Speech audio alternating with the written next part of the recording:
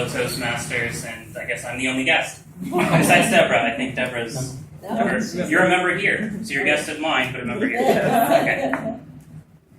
It's interesting that today we're talking a lot about internet problems on Reddit and a few other things that happen, because I'm actually building a solution for that.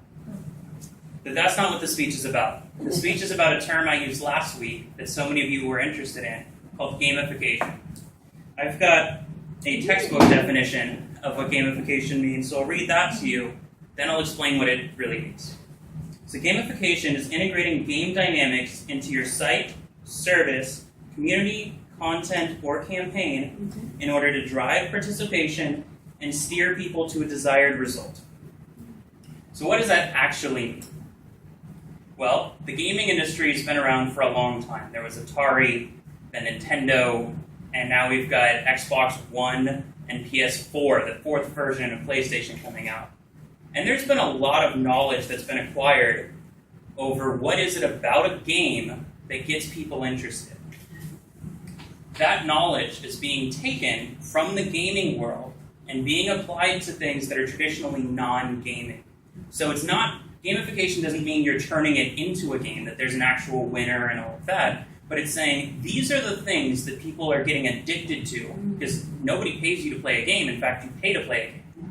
So these are the elements that get it addictive. Let's put that into other things. What is the best example for all of us? Toastmasters. Toastmasters uses a lot of gamification. And Toastmasters was formed in 1924, so it was probably one of the first forms of gamification. We all have a few human desires. We're seeking rewards, status, achievement, self-expression, competition, and altruism. There's a few game mechanics that have sprung up to meet those needs. Those are points, levels, challenges, virtual goods, leaderboards, as well as gifting and charity. While you can see that there's actually a lot of overlap, I only really have time to cover the main points and how these game mechanics are satisfying these human desires. So points are an excellent way to reward people for taking certain actions.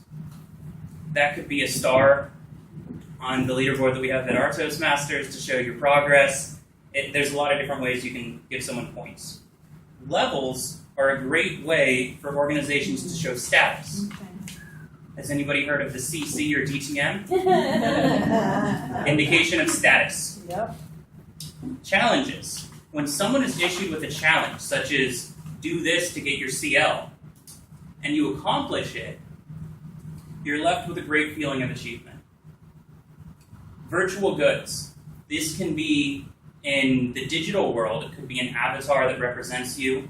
It could be a background image behind your profile. It could be the font you're allowed to use, all that stuff. Or it could be a ribbon. That's a form of virtual good. It's not virtual, but it falls into that same category.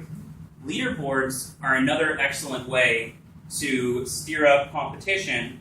It's often used in a lot of sales organizations to try to get people to, not work against each other, but compete with each other and sell just a little bit more.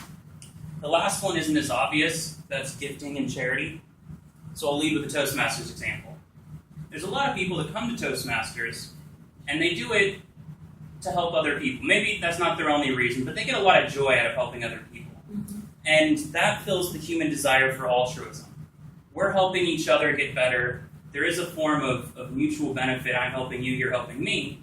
But it is satisfying this human desire for altruism. I mentioned that I'm building certain software. Would you like to see how I'm using every single one of these game mechanics into the software and solving the challenges such as you're facing with your daughter? Yes. It starts with points. We reward users for taking certain actions. Now those actions could be hitting the check-in button when you show up at a Toastmasters meeting.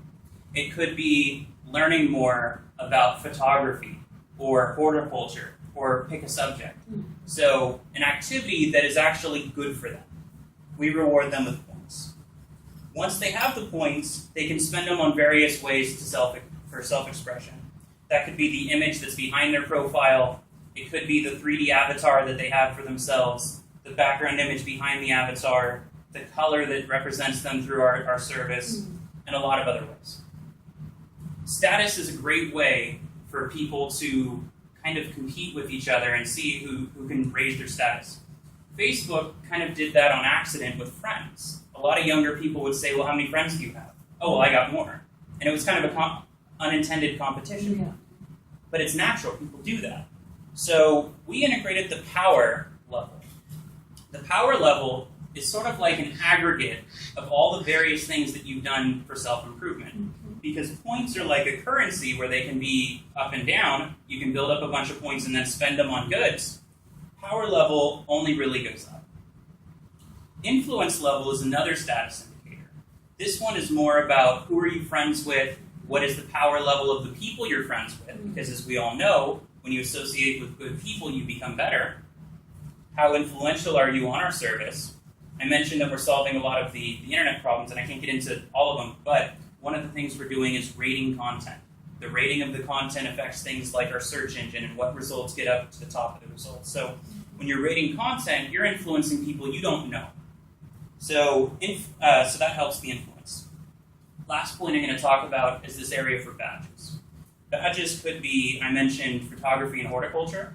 So when you start learning about that subject, and it may not be the first time you've ever learned about it, but the first time within our system, you can get a badge for learning about that topic. And as you learn more and more, you can actually raise the status of that badge. But there's other things that the badges can be used for. Let's say you're a Toastmaster and you earn your CC. The president of the club can issue you a CC badge. Then when one of your friends goes and clicks on it, it'll pop open and tell them a little bit of information about what is Toastmasters, what is the CC badge, how do you get started, where's the local club. All of that will be available to them. Now, I made an offer to my Toastmasters group. That offer was, well, first, the software's not ready yet. And one of the processes of getting software ready is having people who you can share it with and report on things like bugs.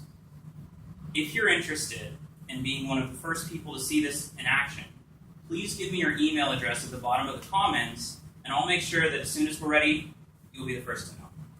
Thank you, Mr. Wow.